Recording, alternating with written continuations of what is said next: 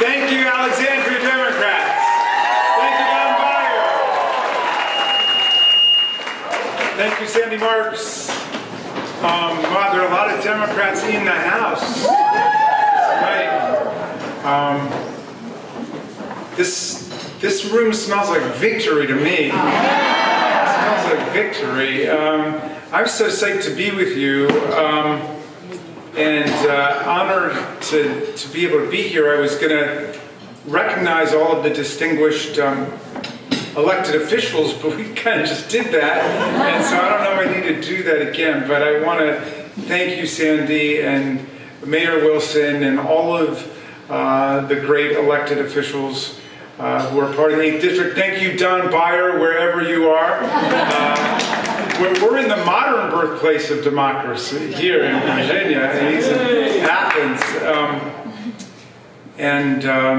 You've got a great congressman. You've got a great congresswoman in Jennifer McClellan.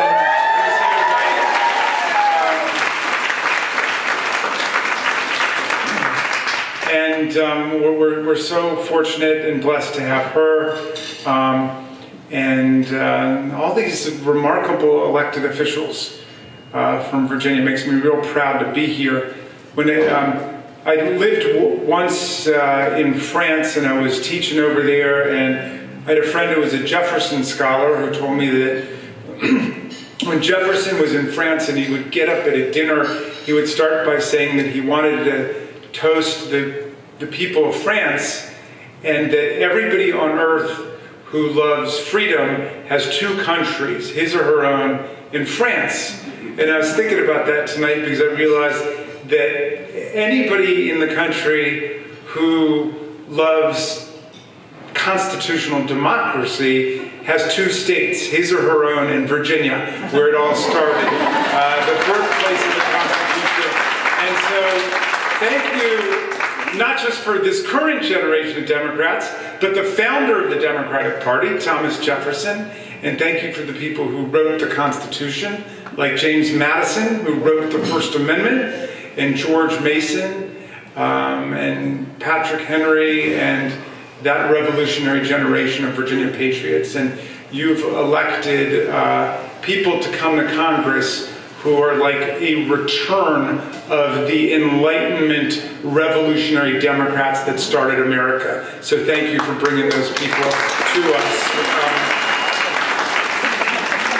And I want to say specifically about that, Madison, of course, authored the First Amendment, which has 6 rights. And I had a group of high school kids come and see me, and I taught them the 6 rights contained in the First Amendment by telling them about the police riot that was organized by Donald Trump and William Barr in Lafayette Square on June 1st of 2020, where they violated every right in the First Amendment, okay? So they violated the freedom of the press when they grabbed the cameras away from the camera people and shut down the reporters. They broke up the Black Lives Matter protest, violating the right to petition government for redress of grievances, violating the freedom of assembly, violating the freedom of speech by knocking everybody down and arresting people on trumped-up charges,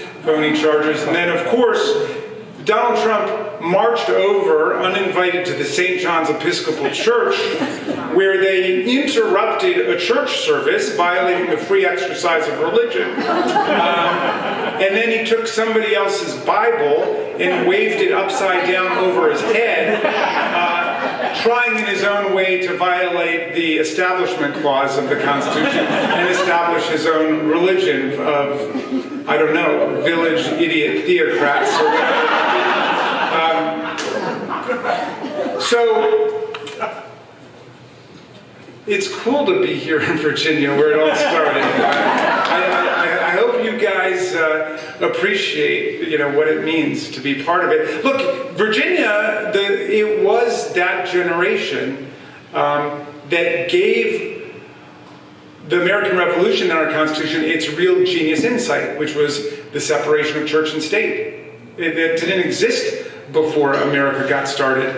And Jefferson and Madison and Tom Paine and Ben Franklin, those guys rebelled against centuries of theocracy and religious superstition and wars between the Catholics and the Protestants and holy crusades and inquisitions and witchcraft trials and all of it. They did it. And you know what? We're still fighting the same battles today. Yes. We are. I mean, Marjorie Taylor Greene,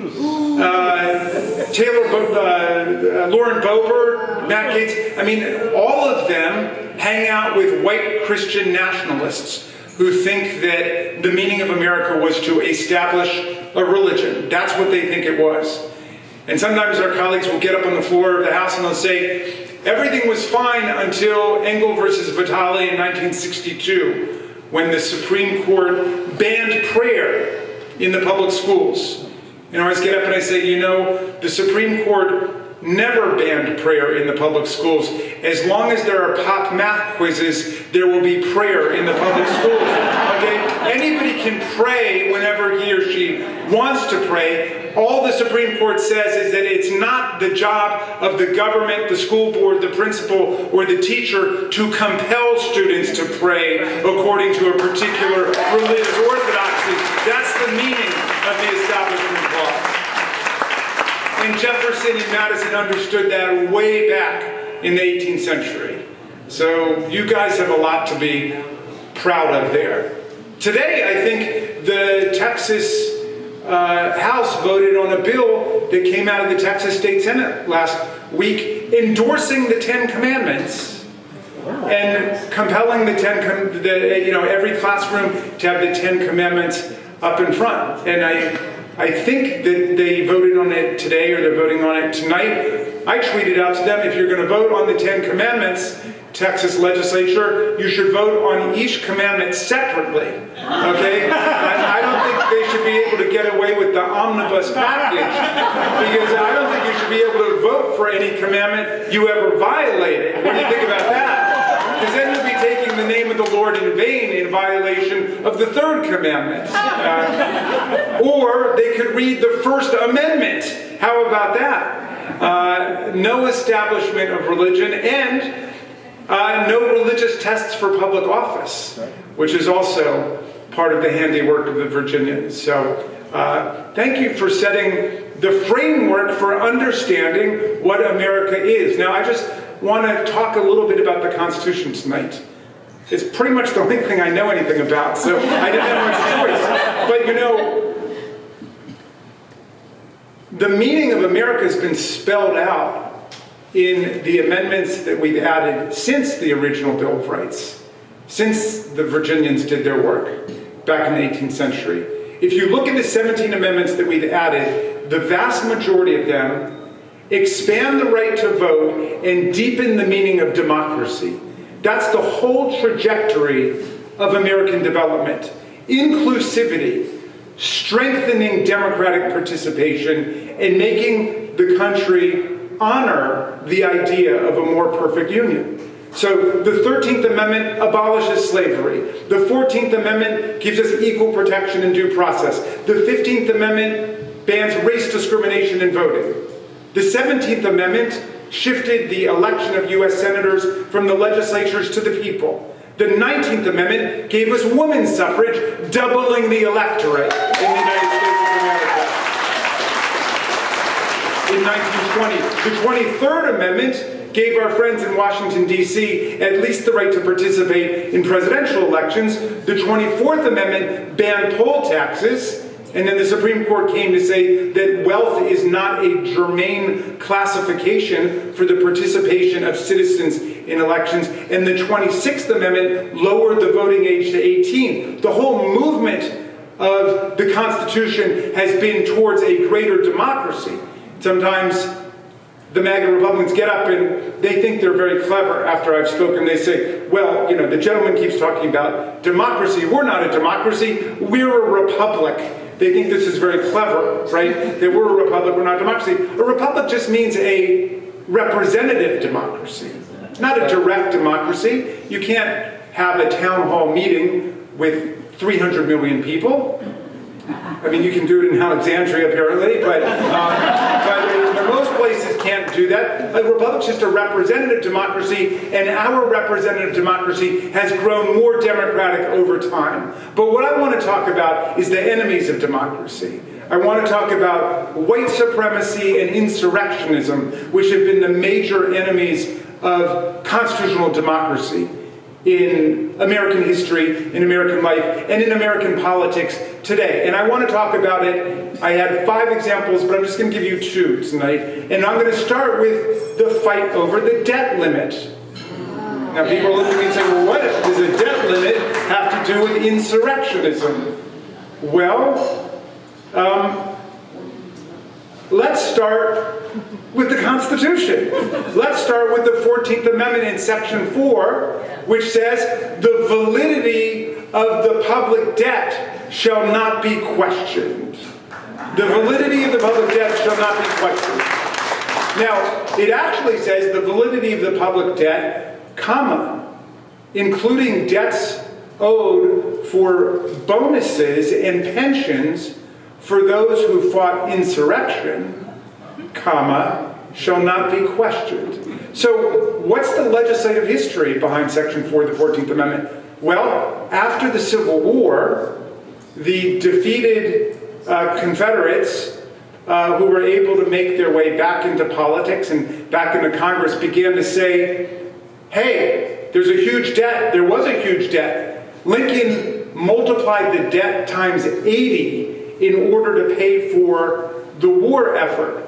And that was borrowed both from private sources, but also from some of the states as well. So there was a staggering debt. And Lincoln said, we pledge we will pay you back on the full faith and credit of the United States.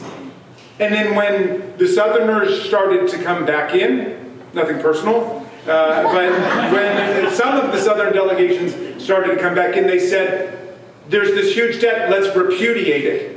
And the northern states said, no, we are not going to allow the debt of the United States to become a matter of political and partisan contest in Congress, so one party will come to repudiate the debts of prior governments. We're not going to allow that. And thus, they passed Section 4 of the 14th Amendment, along with equal protection, along with due process, along with the provision which says that no one who swears an oath to uphold and defend the Constitution who violates it by engaging in insurrection or rebellion shall ever be allowed to hold federal or state office again. Okay, along with all of that, they added Section 4 of the 14th Amendment to say the validity of public debts shall not be questioned in the United States. Well, we've got a new generation of insurrectionists in Congress, don't we? Yes. Am I speaking metaphorically? No. Am I exaggerating? No. Okay, we've got some new insurrectionists in there, and guess what? Here's what Jennifer and I have been spending the last week doing. They are saying they are going to essentially gut social spending in America on education, on veterans, on health care, on everything but the military, unless, or rather they're going to shut down the government of the United States and default on all of the debts that we owe, unless we gut the social spending in all of those different sectors. That's what they're doing. In other words, they're doing precisely what the framers of the 14th Amendment banned in Section 4 of the 14th Amendment. So, we say, okay, let's do our best to negotiate and to arrive at a solution with these people if we can.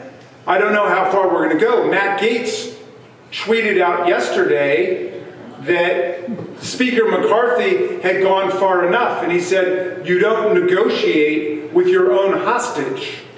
Okay? You don't negotiate with your own hostage.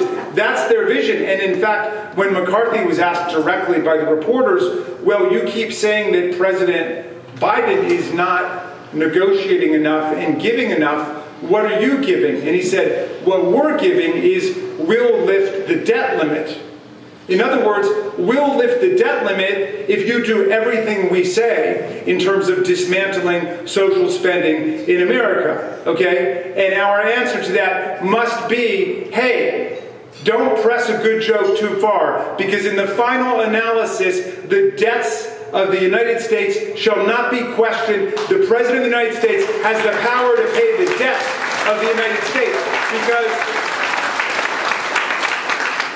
we've adopted all of these spending statutes. Social Security, we owe the Social Security recipients their check. Medicare, we owe them their checks. Medicaid, we owe them their checks.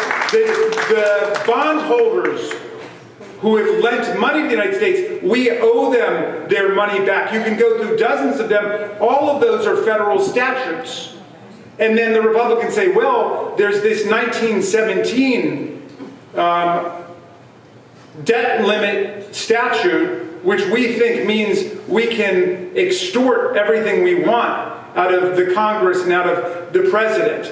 And I don't think so, because you've got one statute versus dozens of statutes, and if there's any conflict between them, go to the Constitution, which says the validity of the public debts shall not be questioned. That settles it. And if the President is forced to it, he should pay the Social Security recipients, pay the Medicare recipients, pay the bondholders of the United States, and then the reporters say, well, the President would have to go to court to do that. No, he does not. That's the great thing about winning elections. He's President. All he has to do is pay the people we owe money to. Let Marjorie Taylor Greene sue us. Okay? Let her prove that she's got standing. Let her prove that she's injured by the Social Security recipients getting their checks. I don't know where the standing is. I don't know where the injury is. It's a political question anyway. It's up to the political branches of government. It's not up to the Supreme Court. And even if you got over the political question doctrine and you got over the standing doctrine, they would still have to show how their rights are being violated by us meeting the obligations of the United States. And by the way, what's the remedy that Matt Gaetz and Marjorie Taylor Greene want? The remedy is to sue the Social Security recipients to make them pay the money back to the government of the United States? Sue the bondholders to make them repay the money to the government? I don't think so. Let's honor the Constitution. Let's not default on the debts of the United States under any circumstances at all for the first time in American history. That's constitutional democracy at work versus the insurrectionists. But I wanted to talk about another case of this, which is equally as important. Okay? So, in this year, there have been 100 more mass shootings than there have been days in 2023. All right? So we don't even know about most of them. I mean, we know about Tennessee, and we know about Uvalde, and we know about Kentucky. We know about the recent ones which stay in our heads. But every single day, there are mass shootings. Every day, we are losing more than 100 people today in this bloodbath that is simply unique on Earth. There is no other advanced industrial nation which sees anything like the gun violence that we suffer, that has been normalized on a daily basis in our country. So when it happens, our side says, this is grotesque, this is uncivilized, we must do something, and their side says there's nothing that can be done because of the Second Amendment to the Constitution. And we'll get up and we will debate it.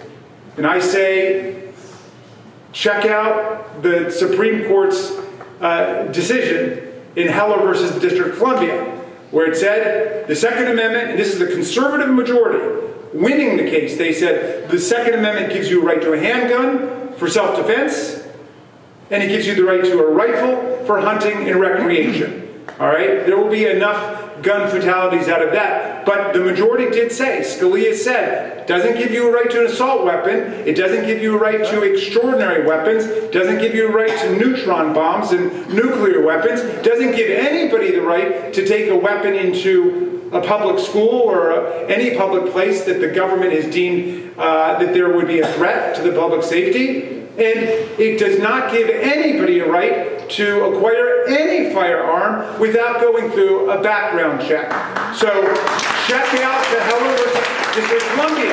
And the Republicans get up and they say, you see, Raskin wants to repeal the Second Amendment. And I say, no, I don't want you to repeal the Second Amendment. I want you to read the Second Amendment, okay?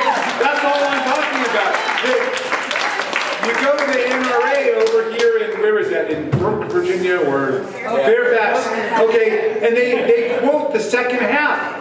The right of the people to keep and bear arms shall not be infringed. What about the first half? A well-regulated militia being necessary to the security of a free state, comma, the right of the people to keep and bear arms shall not be infringed. How many well-regulated militias go into kindergartens and they assassinate school children, right? They're not defending well-regulated militias, they're defending Proud Boys and Oath Keepers and self-proclaimed neo-fascist militias that are a threat to public safety. The same kind of people who tried to overthrow our government on January the 6th, 2021, who were there. Now, so then we get into the heart of the debate. And they say, okay, you want to take away all these AR-15s and assault weapons, and you want to bring gun safety to our communities, but we can't do it. Why? They say because the meaning of the Second Amendment, the purpose of the Second Amendment is to allow the people to overthrow the government.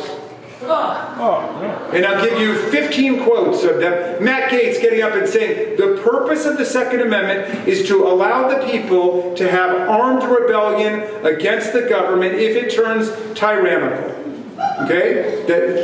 Marjorie Taylor Greene says it all the time. Lauren Boebert, she says, Second Amendment has nothing to do with hunting unless you're talking about hunting tyrants.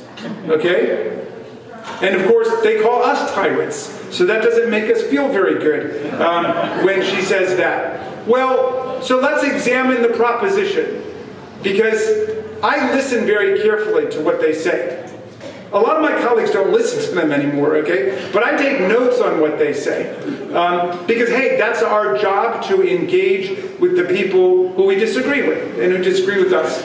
And so I decided to research it. And I didn't have to go very far. I started just by reading the Constitution. Okay? So they say the purpose of the Second Amendment is to allow the people the right of insurrection and rebellion. The Second Amendment doesn't say anything about it. In fact, it talks about a well-regulated militia. Well, then you go to Article 1, Section 8, Clause 15 of the Constitution, which says Congress has the power to call forth the militias from the states in order to repel foreign invasions and suppress insurrections.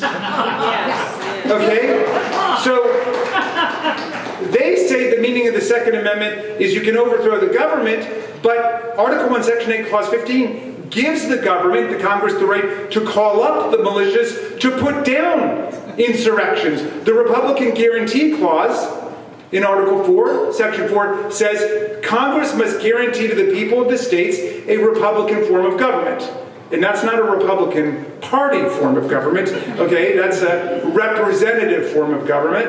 And it must act to repel invasions and to put down domestic violence. Now, how do you square that with the idea that you've got a right of revolutionary violence built into the Constitution? What about the Treason Clause, which says that treason, the only crime defined in the Constitution itself, consists only of levying arms against the United States or adhering to the enemies of the United States? What about the 14th Amendment itself, which says that if you swear that oath to uphold and defend the Constitution and you violate it by engaging in insurrection or rebellion, you shall never hold office again. And there are 5 other mentions of insurrection, all treating insurrection not as a constitutional right, but as a constitutional crime. And what do they have against it? They say to me, when I raise this, they say, 1, Patrick Henry said, give me liberty or give me death. Well, okay, that was a slogan of Patrick Henry, who was an anti-federalist who voted against the Constitution. So why would we turn to him to interpret the Constitution? And then they say, well, what about the Declaration of Independence and the American Revolution itself. The Declaration starts off, when in the course of human events, if there's a tyrant, you can overthrow the tyrant. Yes, you can. But the American revolutionaries never invoked the Magna Carta or the British Constitution. We invoked natural law and natural right and said that whenever people are being tyrannized by a government or foreign power, they have a natural right to overthrow it. If you think that the representative democratic government of the United States is a tyrannical power, you can try to overthrow us as they did on January the 6th, but you're going to jail like Stuart Rhodes, who was convicted today and is going to jail for 18 years. And there have been more than 1,000 arrests and hundreds of convictions, and you know how many people have had their indictments thrown out or their convictions overturned because of their Second Amendment right to overthrow the government? Zero. None of them, okay? There's no right that you have to overthrow the government of the United States. We will stand and we will defend our democracy the way we did on January 6th, 2021. And we're not going to allow any white supremacists or insurrectionists or coup plotters overthrow our government. And my friends, you know, democracy is what's at stake. I don't need to tell that to the people of Alexandria. I really don't. But I'm going to tell you anyway, you know? Somebody said to me today, why are you going to Alexandria? You're preaching to the choir. I'm like, I like preaching to the choir. Okay? I mean, the choir's got to be preached to, too. So the Republicans will say to me, you know what, every day we hear this.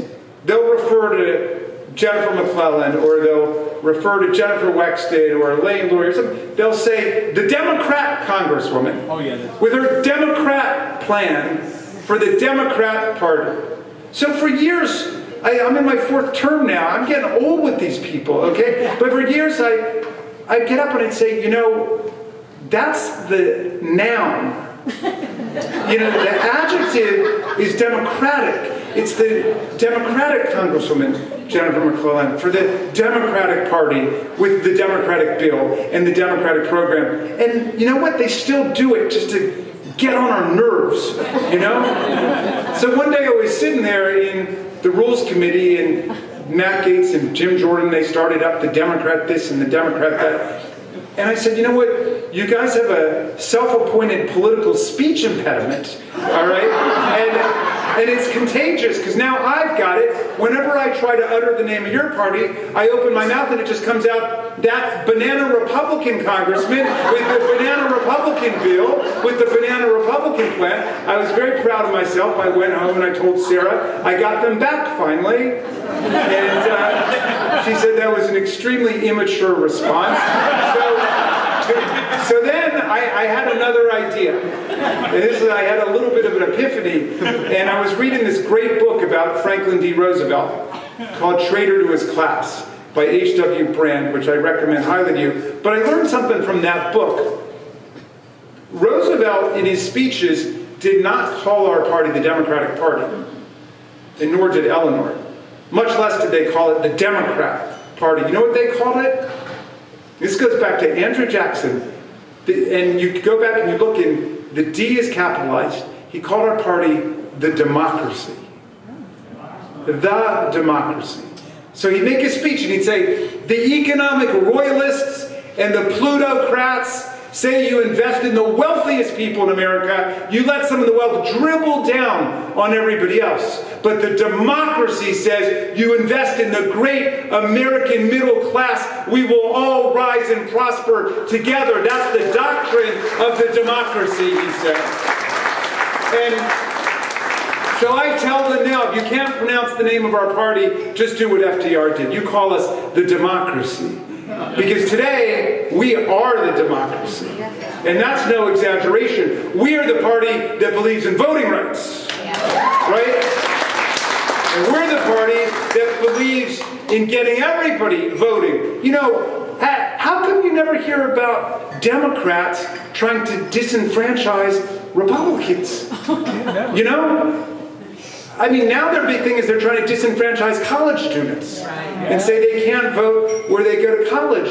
we don't try to disenfranchise people who belong to country clubs and say, if you belong to a country club, you can't vote. We even support former felons coming out of prison and voting, including insurrectionists and people in Donald Trump's cabinet. We support all of them having the right to vote. We don't try to disenfranchise our political opponents. We're the party that stands up for voting rights. We stand for free and fair elections. We stand by the outcome of free and fair elections as a political party. And the political scientists tell us that the hallmarks of a fascist political party, of an authoritarian political party, is they don't accept the outcome of elections that don't go their way, and they embrace political violence. Or they refuse to disavow political violence. Everybody got mad at Joe Biden when he said that there were semi-fascist elements in the Republican Party. If that shoe semi-fits, you semi-wear it, okay? So, we are the party of democracy, and you know what? I don't mean to put too much pressure on you, Alexandria, this beautiful blue lake in the blue ocean of the Commonwealth of Virginia. Amazing things you've done here in this state, amazing. But it's not just democracy in Virginia and in Maryland or in America that we're standing up for. We're standing up for democracy, the rule of law, and human rights all over the world today. Okay, that's who we are. And we are not going to let the autocrats in Moscow and the kleptocrats in Mar-a-Lago and the theocrats trying to take away women's right to choose all over America and the plutocrats who are really running the show of the Republican Party, we're not going to let any of them take down American constitutional democracy. We're going to stand up for it in every state, in every county, in every city, at every election, and we're going to win because the American people are on our side. Okay?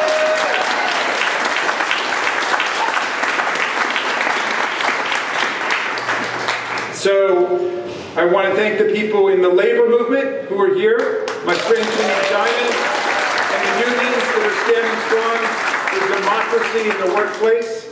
And I want to thank all of the great democratic activists and leaders who've thrown themselves into this struggle that we're in. And I don't mean to scare you, but we're in the middle of it. Yes. Oh, yeah. I mean, when we were over in the Senate for the impeachment trial, and everybody says I've got rose-colored glasses. I don't know why they say that, but I did think we were going to get 100 votes to convict Donald Trump of his crimes because the evidence was so overwhelming. And their lawyers were so terrible and had no case. They had nothing to say. But I said to the Republicans, you've got to do this because you've sworn an oath to uphold and defend the Constitution against all enemies, foreign and domestic. You've got to do this as jurors because you've sworn an oath to render an impartial verdict based on the Constitution and the facts of the case. But you've also got to do it for your party because he will destroy your party before it's all over. And he's already ripped out the heart and the soul of the Republican Party, at least the heart and soul that were still lingering from Abraham Lincoln. You know, they've taken Lincoln's party and they've reduced it to an authoritarian cult of personality. The reporters say to me, do you think that any of these people could beat Donald Trump and the Republican Party? That's like saying, could somebody beat David Miscavige for head of the Church of Scientology? You know, it is a cult. He runs the cult. It's his cult. How are they going to take his cult away from him? Right? So we got some fights ahead of us, but we are now battle-tested veterans of these Trumpian wars. And the vast majority of American people are on our side. And they just have a bag of tricks over there. The gerrymandering of our state and federal legislative districts, right-wing judicial activism, preventing my constituent Merrick Garland from even getting a hearing when Barack Obama nominated him in 2016, 11 months before the end of Obama's term. And then when Mrs. Waterford, or whatever her name is, Amy Coney Barrett, got nominated,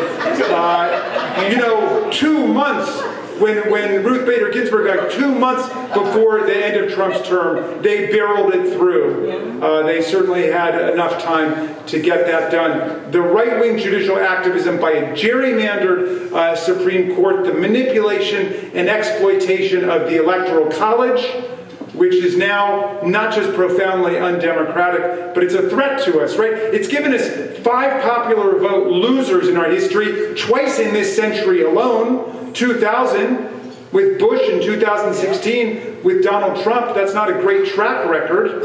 But as we saw on January 6th, the Electoral College has so many antiquated, obsolete nooks and crannies in it that if you got a strategic bad faith actor like Donald Trump, he can exploit every phase in the process to try to wreak havoc on our democracy. It's time to get rid of the Electoral College and elect the president by a national popular vote.